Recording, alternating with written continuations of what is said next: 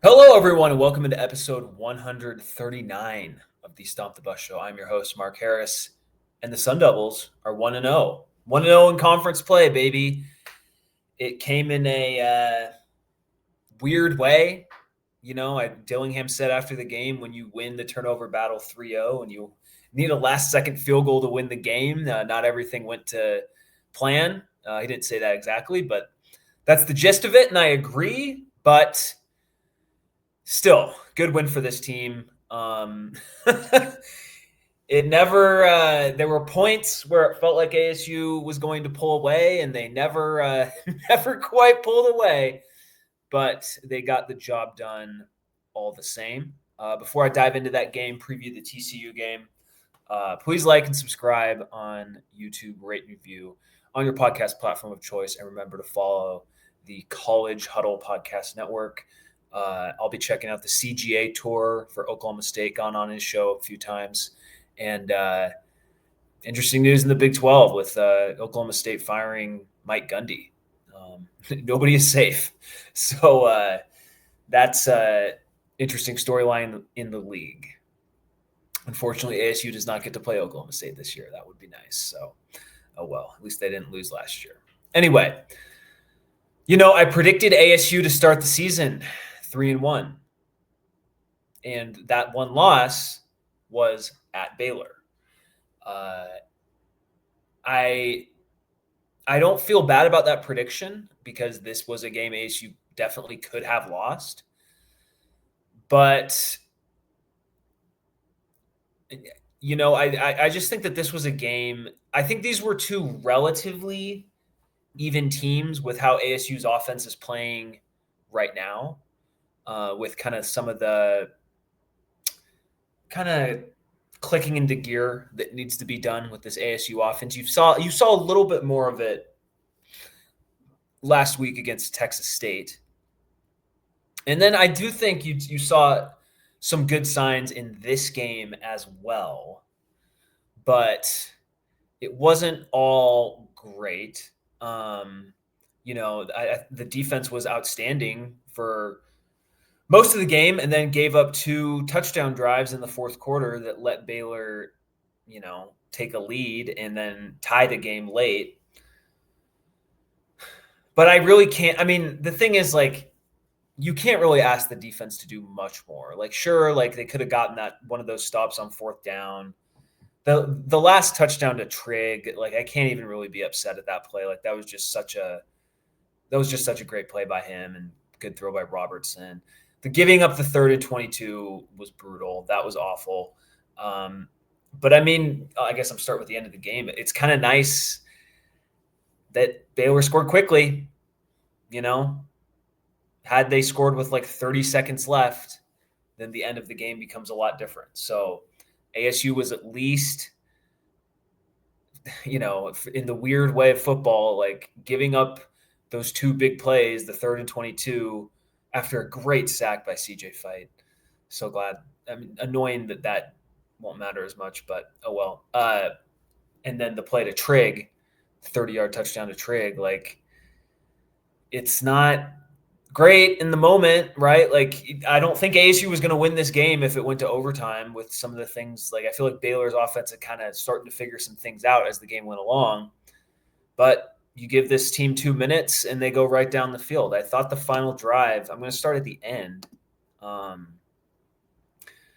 thought the final drive for ASU it wasn't like a work of art, but it was exactly what they needed, and it was pretty seamless, for as stressful as that game was at times. That final drive, so Baylor scores 8 plays, 64 yards. They score 33-yard touchdown pass with 1:52 left. So that was a gut punch. But ASU gets the ball, 1:52 left, immediate first play. Dirk Eusebio, 8-yard run. Then Baylor goes offsides. Okay. ASU is now at its own 38. Ray Luke Brown gets stuffed, 0 yards. Levitt, 6-yard pass to Mateer. That dialing up a pass there is a little risky. You don't want to give Baylor too much time left, but going to Mateer is a good way to do it. And then the completion to Tyson on the slant. Tyson messes up a little bit because he slides, but they get the late hit personal foul on DJ Coleman. Little bit of a soft call. However, it was technically correct, and also there was just a blatant missed pass interference on Jaron Hamilton earlier in this game. So I can't be too upset. Like, the officiating, while it was annoying at times in this game, it at least evened out for ASU. So that obviously the 15-yard penalty was huge. That gets them to the Baylor 38-yard line. Levitt, 6-yard run. Boom. Baylor has to call timeout. 3-yard run from Eusebio. Boom. A 3-yard, I think it was a sneak for Levitt on the 3rd and 1 from the Baylor 29. So, it's just chunk, all the way down, and then they're at the Baylor 26th yard line with 40 seconds to go. Rayleigh Brown, 0-yard run, 1-yard run for Brown, and then Levitt takes a knee to center it. So you're back at the 26, and then Gomez nails the field goal. And we get an ASU player humping the Baylor logo at the end, which I just thought was so funny. So anyway, that touchdown drive or field goal drive, in a game where ASU, it just looked clunky. I think that's a good way to describe it. Like, the overall operation of the offense looked just kind of clunky throughout the game. When they needed it, right, they just boop, boop, boop, boop, boop, went right down the field. It wasn't like a 55-yard field goal. No, it was a 43-yard field goal right down the middle. They set it up exactly, and boom, you win the game, And so I don't know what that portends, I don't know if they've figured things out or anything, but seeing that type of ease for the offense in such a critical moment in the game, because if they don't get I just feel like if they don't win the game on that drive, then Baylor wins the game, whether it be an overtime, whether it be, going down getting a field goal themselves or whatever it may be, right? When their best was required, they put out their best effort, and that was awesome to see.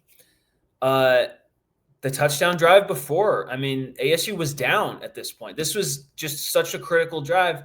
And the first 2 plays of this drive were really bad. You get an incomplete pass, and then Levitt is sacked for a loss of 3 yards.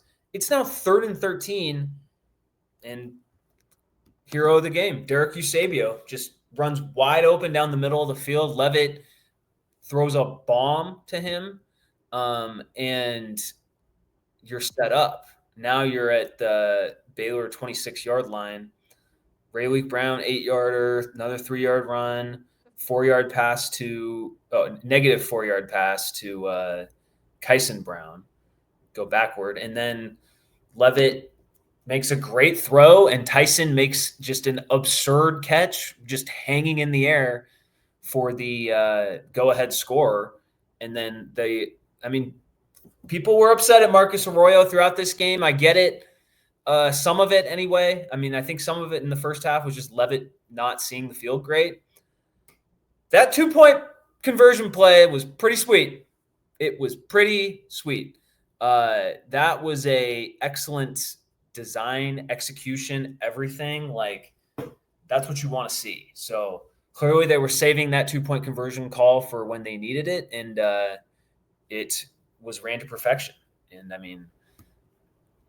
going to Tyson, can't really argue with that. So the fourth quarter was a really good quarter for ASU. It would have been great if they capitalized on the interception from Abney more so than they did. Their goal line offense still that needs to get worked on this week. And I give credit to Baylor. They really didn't give up a bunch of big plays, pretty much aside from the Eusebio 61-yard pass. And I think that's going to be the type of defense that ASU encounters, for the rest of the year, or at least for the near future. But I still think they have the guys to break out of it. Like Rayleigh Brown, despite not having his best game, right? I think that the thing that was evident from watching the game, particularly in the second half, is that Brown really didn't hit the hole a few times, and that was just not like it wasn't good to watch. Like you needed to see Rayleigh Brown just do a better job of identifying the blocks when they're there, and so that wasn't great. But you know, he still finishes with 80 yards rushing. The outside, the jet sweeps were really working with him. And like you can see, like he's their best running back at this point. Now, I do think Kanye Udo and Kyson Brown will get some run in this upcoming game. But I think even after I'd say a B- game from Rayleigh Brown, like you still like what you see with him. Levitt, I mean, this is why I really refrain from like huge, overreactive statements in the middle of a game, because sometimes like you're just, it's like not seeing the forest for the trees, or whatever that expression is. It's just, I think sometimes that can be the worst time to draw grand conclusions when the game is still going on and there's still time to, make plays or not make plays, and in the end, like 22 of 32 for 221 and a touchdown, 0 ints, although he probably should have had one on that first drive. Good thing that guy bobbled it. So that's a teaching point right there. But, I mean, that's a solid stat line, not great, but it's not terrible. And what I liked about this game is you saw more. I mean, look, more guys are involved. Like, if you go into a game and Tyson is your third leading receiver, maybe that's not a good thing, but it shows that, some guys have stepped up. Obviously, Eusebio, 2 catches for 78, but then Mateer, 6 for 55. Like Mateer needs to be involved more in the offense. I think last week was or really the last 2 weeks, like we need to see him involved more often. He's just a really good player. That he had an 8-yard pass on ASU's touchdown drive in the second half that ended with the Levitt QB sneak. And he like broke 3 tackles to pick up 2 more yards that got ASU the first down. And like, that was such an enormous play. They used him on the screen. We need to see the Mateer tight end screen at least twice a game, not once a game, twice a game, at least, because I feel like every time we run it, we get at least 10 yards, and it's just blocked really well. So that's good. Tyson, not his best game, but I mean, still a pretty dang good game. He was a catch on a 4th and 3 in the first half. And then obviously he had the catch that drew the unnecessary roughness penalty in the fourth quarter. And then obviously the touchdown catch. 7 for 43 isn't outstanding, but like that's still pretty good. And then you get some of the other guys involved, like Cameron Harpole as a catch. Rayleigh Brown, 3 catches for 23 yards. Malik McClain, not a great game for Malik McClain, but I like him getting on the board with an 11-yard reception. I think like Malik McClain needs to be like your 3rd or 4th wide receiver. I think that Eusebio has overtaken him. And I think Jaron Hamilton, like, I think with these last 2 games, you can kind of see the vision of what Jaron Hamilton can do. Obviously, in the Texas State game, he drops would have been, deep touchdown pass. This game, not quite as much, but he does draw a pass interference penalty. Malik McClain did as well.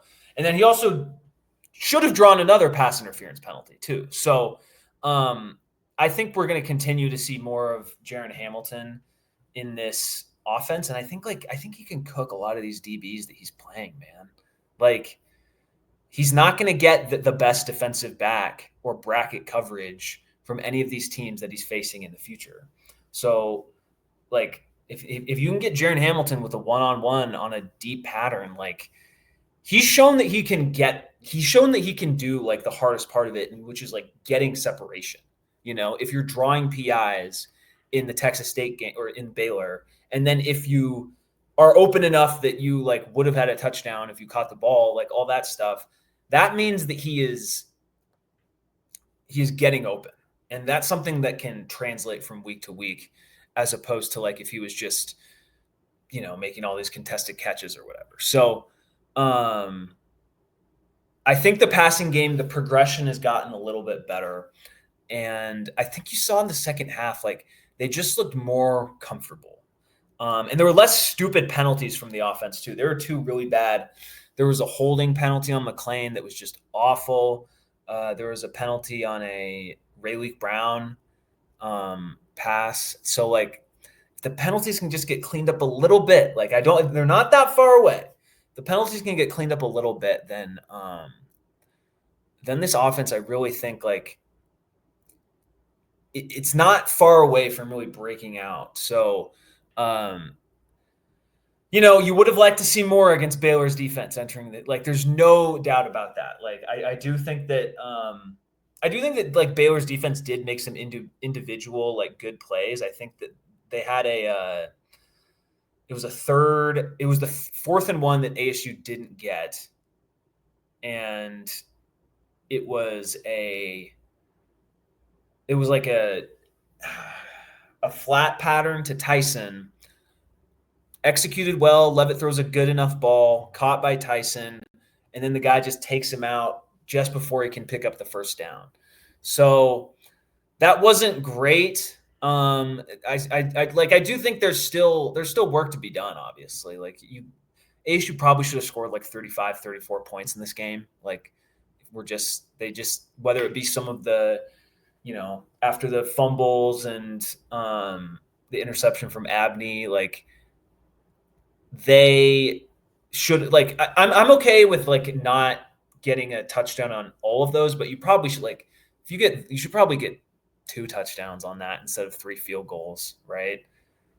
So, that wasn't great. Like, it wasn't great. You should have done better than that. But, like, they did win the game, and this was one of those, like, an on-paper game before the season. You're like, ooh, at Baylor, that's going to be tough. It was tough. It wasn't as tough as I thought it was going to be, And I think this ASU defense, like, they've had 4 consecutive games they haven't been, like, outstanding. But at the end of the game, you're like, they played pretty well. A 6 out of 10 effort at worst.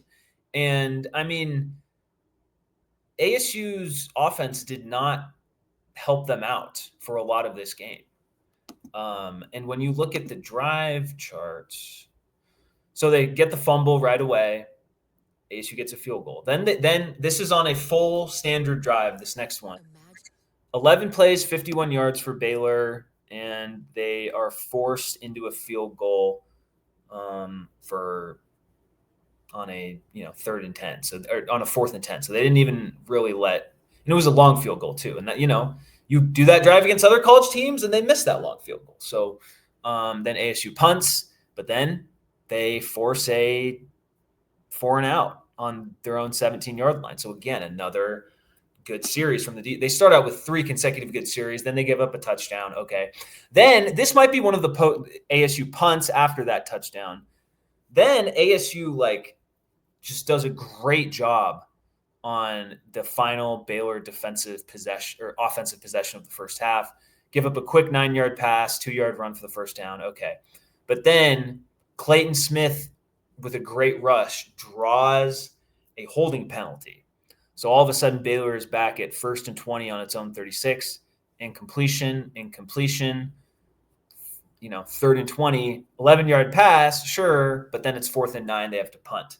And then ASU just ends the half from there because that was at their own 1-yard line. So anyway, and then they get, a fumble and then another punt, illegal man downfield, okay.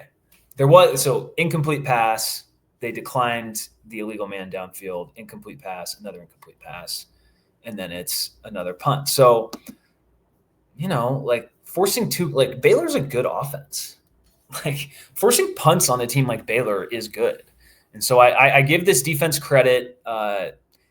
Again, the fourth quarter wasn't great. The 2 touchdown drives from Baylor, but you also knew that like Baylor was eventually going to figure it out on offense. Like they have too many good players.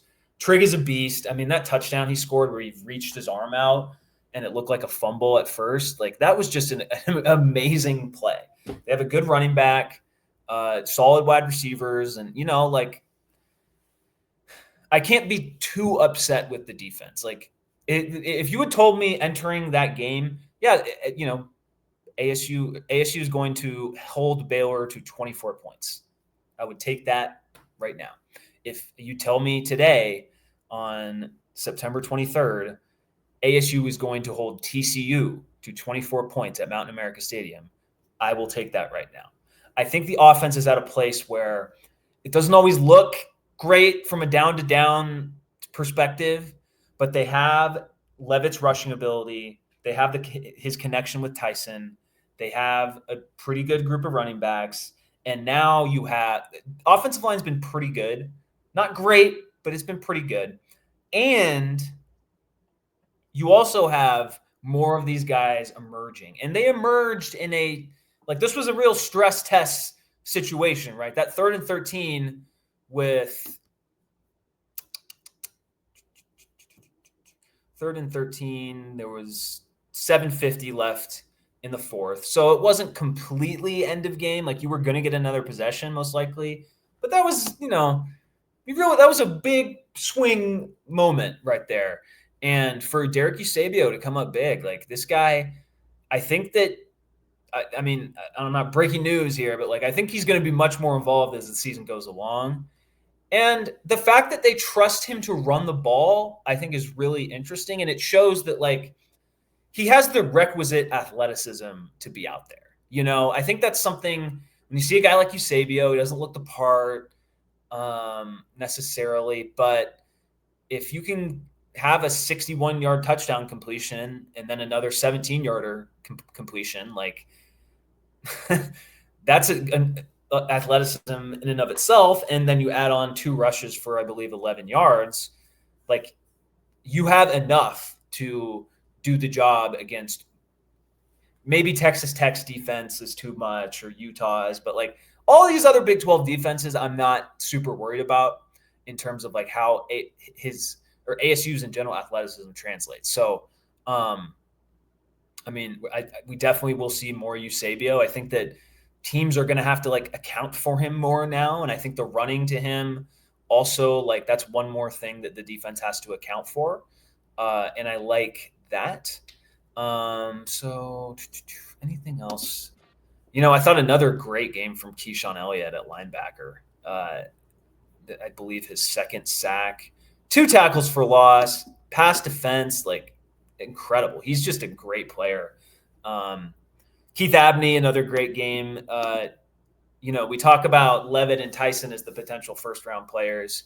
Levitt, I feel like that's still up in the air, but I mean, compared to a lot of the other quarterbacks that have gotten hyped, he hasn't fallen flat on his face the way some of those others have.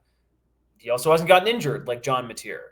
So I don't think that's out of the question. Tyson has looked the part, lived up to it.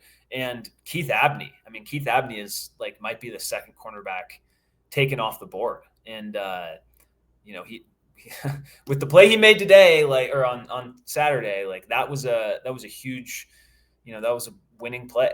ASU ends up winning by 3 points, and they score a field goal off his interception. So like there you go. He's just really sticky, and all the coaches describe him as being like the smartest player on the team too. So you love to see that.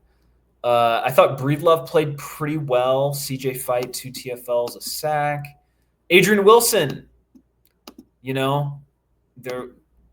Xavier Alford is going to be out for this game, and he's filling some big shoes with Alfred. But I thought Adrian Wilson played pretty well. He was in on one of those turnovers. It didn't really feel like there was some huge gap with him on the field compared to Alford. And none of the Baylor big plays were like over the top completions that Wilson allowed. So I thought this was a really good game for him. And it'll be difficult this week. I mean, on Friday against TCU, like that's going to be a tough, that's going to be a tough task for him. But I don't think that I'm much less worried about like, oh, we have to face, Eric McAllister and Jordan Dwyer from TCU and we have our backup safety in there. Like, no, like I think Adrian Wilson is pretty good or good enough anyway. And so you got that. I mentioned Keyshawn Elliott, another just great game. And then I do want to shout out Clayton Smith. I know he's not on the stat sheet, but he had a really big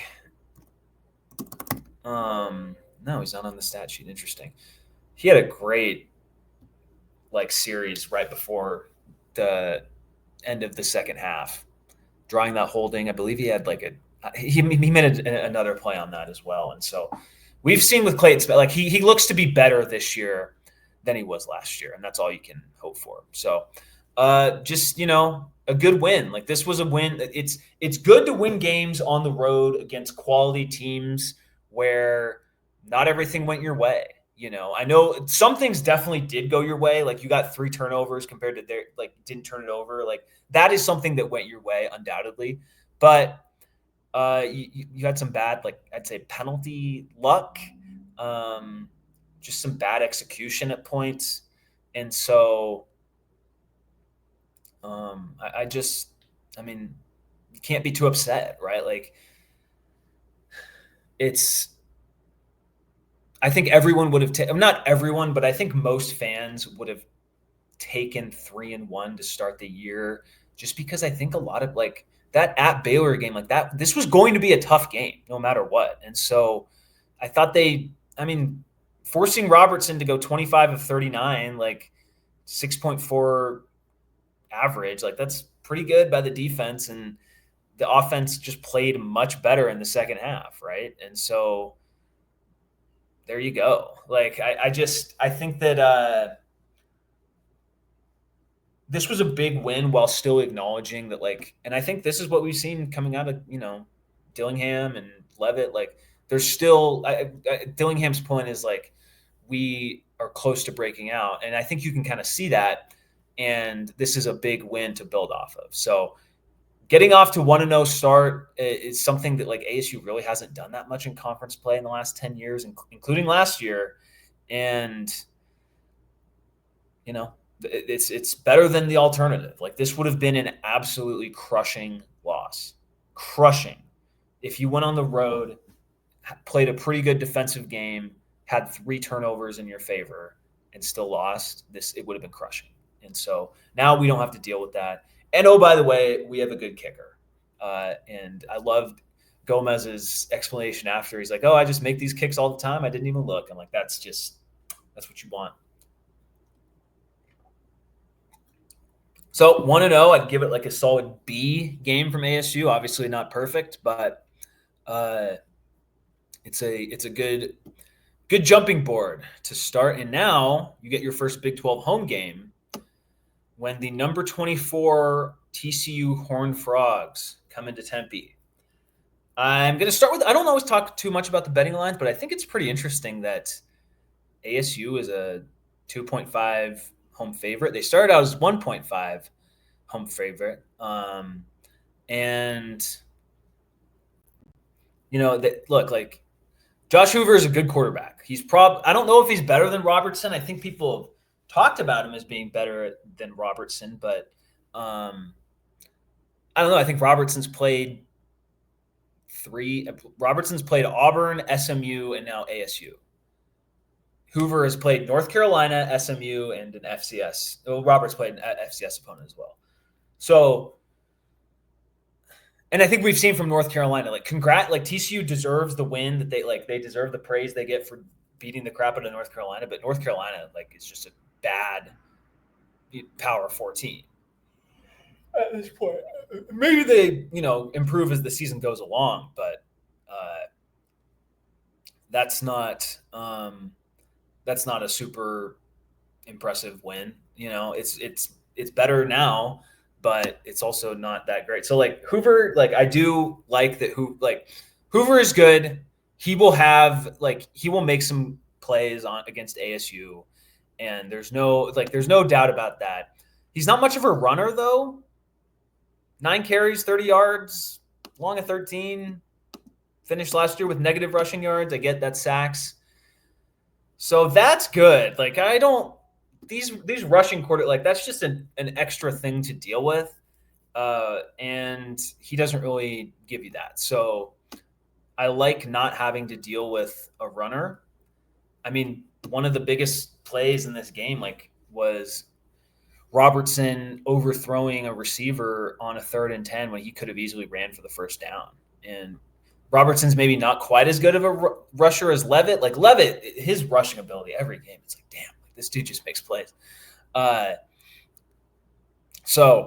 that's not something you'll have to worry about with Hoover. The running backs, they have 2 other running backs, but their main guy, Kevorian Barnes, is injured, and I saw that he did not practice today, being Tuesday.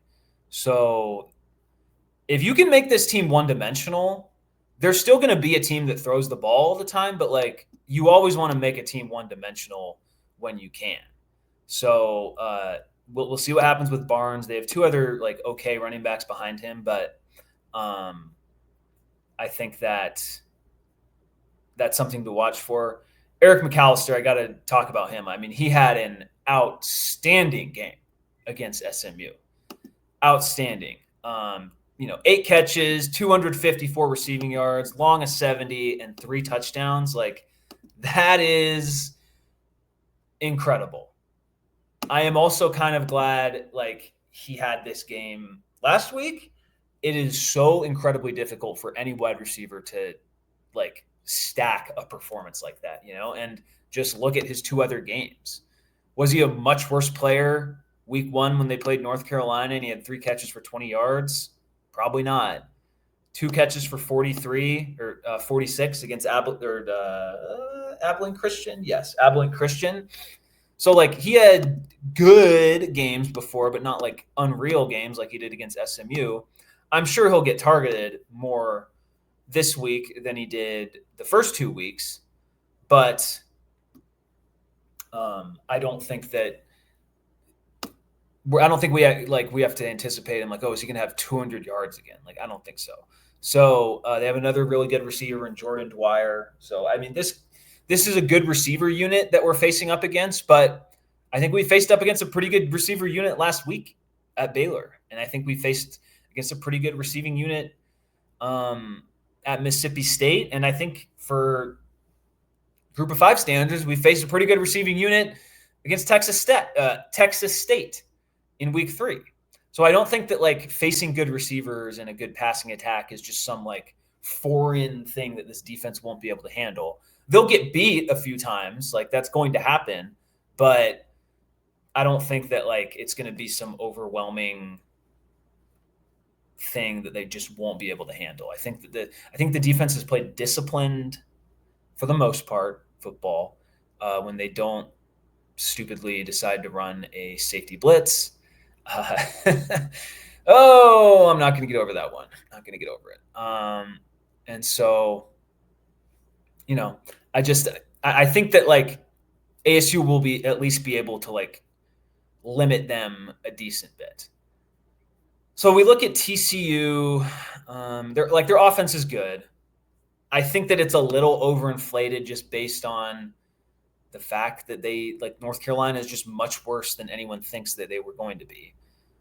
The defense is decent, but not great. They gave up a touchdown run right away to North Carolina, and then the next one was garbage time. So functionally, they gave up 7 points against North Carolina. They gave up 21 to Abilene Christian. Those were all in the second half when the game was over. It was 28-0 at half. So, sure, they gave up the first touchdown and then a field goal. They gave up, but it's not a big deal that they gave up some plays to Abilene Christian. SMU, they gave up 24 points, which isn't horrible. But this was a back and forth game for the first 3.5 quarters, right? Yeah, I'd say 3.5 quarters up until the second touchdown pass to McAllister.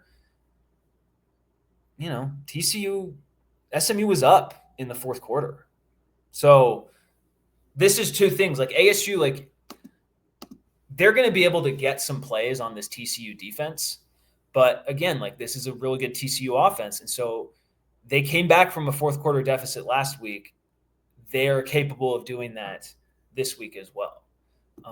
So that's something to watch for. But in terms of TCU's defense, I don't think ASU should be like, oh, we really have to worry about it. Like when ASU plays Texas Tech, they're going to have to worry about Texas Tech's defense. When they play Utah on the road, like they're going to have to like really like, okay, we won't be able to do this play, and maybe these outside runs aren't going to be a possibility against, the Utah defensive line or Texas Tech. Like I think those are real things to consider.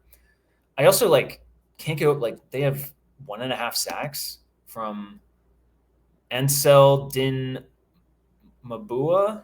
I think that's his name, and his 1.5 sack came against Abilene Christian. So if you're giving Sam Leavitt time, like it's one of two things. He can either, throw the ball downfield with more time, or so now I'm a little bit, they have 8 sacks through 3 games. So their pass rush has been a little bit better than you might think. However,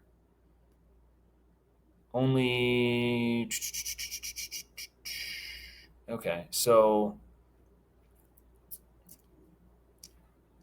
one from Chapman, Deal, Ansel Din Mabua, and then backs and Oyewale. But then they also have 3 sacks from linebackers and a safety. So maybe their defensive pressure is a little bit better than I gave it credit for. But there's also not like one guy that ASU really has to prepare for. Their best defensive player is probably a safety in Bud Clark. And, he's a good player. I think he was on their national championship participant team. But I also think if the team's defensive best player is a safety, like there's ways around that. So, I think this is a game where ASU's offense, like I think if Dillingham is right that they're close to breaking out, then this is a game where they can do that. I don't think TCU's defense presents like some huge, like unavoidable,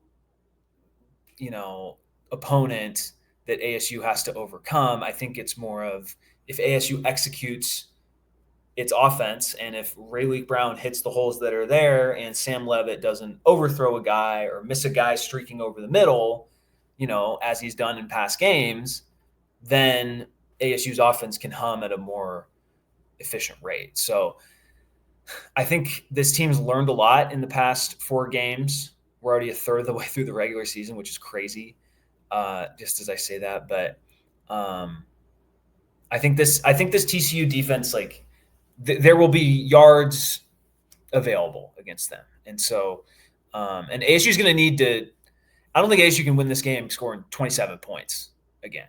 I mean, maybe they can, but like it won't be a comfortable win if they only score 27 points again. ASU's not winning this game 27-13 or something. So I think this is – you probably got to get to like 34, 35 points, and I think that's possible. But, it's got to be done, right? They've gotten to that level twice, both times at home, but both times against lower level competition in Northern Arizona and Texas State.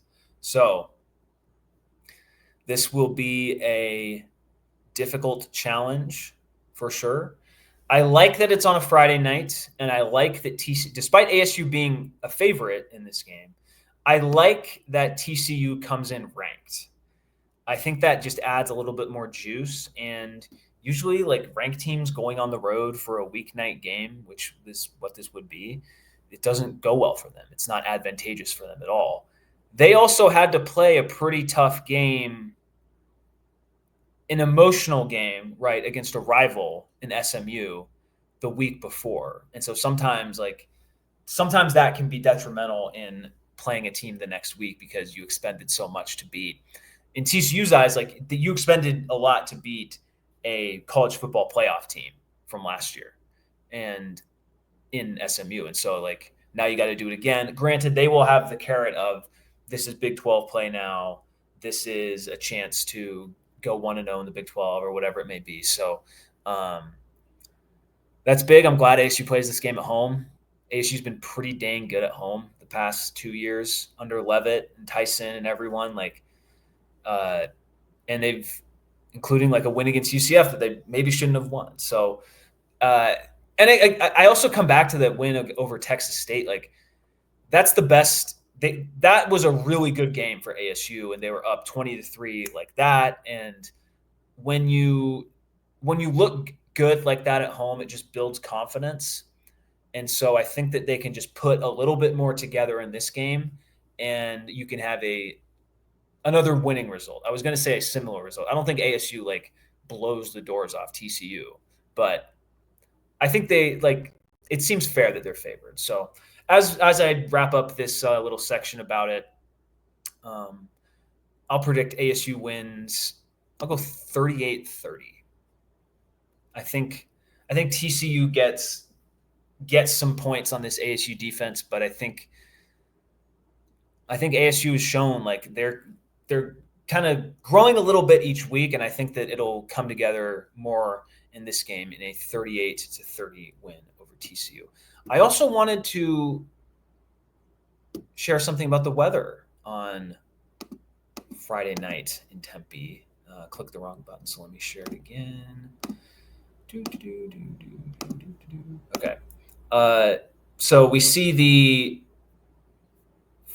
weekly forecast for Tempe, Arizona. Going to be hot earlier this week. 102 today, 106 on Wednesday and Thursday. Hopefully that's the end of the triple digits in Arizona, which would be fantastic. Then on Friday, you get a thunderstorm in the PM. This game kicks off at 6 p.m. Arizona time. So, could we get a delay? We've seen lightning delays throughout college football this year. This is a prime opportunity for one. Could we get rain in the game? Maybe not a delay, but maybe just rain. Could we get neither, but we get a bunch of rain beforehand and you get like a soggy field? That is a possibility as well. I think rain or a rainstorm before the game that leaves a soggy field behind benefits ASU because ASU is much more of a running team. And TCU, especially if their top running back is out, is much more of like Sonny Dykes. Like they're a passing team, air raid adjacent. That doesn't do quite as well with a muggy field, and the wide receivers have less traction on the wet grass and all of that. Whereas ASU, maybe this is a Kanya Udo game more so, the more big bruising running back. And I just think the weather is something to watch for. It's something to watch for in this game. Maybe it won't mean anything. Maybe it's a situation where thunderstorms come in after the game is over. Maybe it's just like a drizzle that hits Tempe. Living in the valley, you get these scattered rainstorms and stuff throughout the geographic area. So just something to watch for. I think that it could play a role in how this game plays out. All right, that's enough of this week. I do want to touch on something that came out last week, which is ASU next year is gonna take a little trip across the pond. They will play the Kansas Jayhawks on September 19th, 2026, tentatively in London, England at Wembley Stadium. This will be, I believe, the second time. Yes, Richmond beat Boston University in 1988 in London. So in a long time, 30 plus years, it's the only time that You will be playing college football in the United Kingdom. I don't love this move. I don't. I get why the athletic department is thinking about it and likely going to do it from a money and exposure standpoint. I just they absolutely must have a bye week after the game in London next year. So whatever that the final week of September in 2026 needs to be a bye week for ASU. There is no getting around it. No getting around it. Teams that play across the pond, they just generally don't do as well the week after. You're going, a quarter of a way across the globe, all these different time zones. You're getting the rhythm of your week is getting thrown off. So I just don't like it. And now one thing that could come through with this is with the SEC moving to 9 conference games. That means there's a chance. We saw Florida cancel its games against ASU. There's a chance that Texas A&M, who ASU plays on the road next year, cancels its game against ASU because now they have 9 conference games. If that's part of it, okay. But I don't necessarily because it would be you would play Texas A&M, then you would go to London. That's a tough stretch, man. You're at A&M, then at London to play Kansas.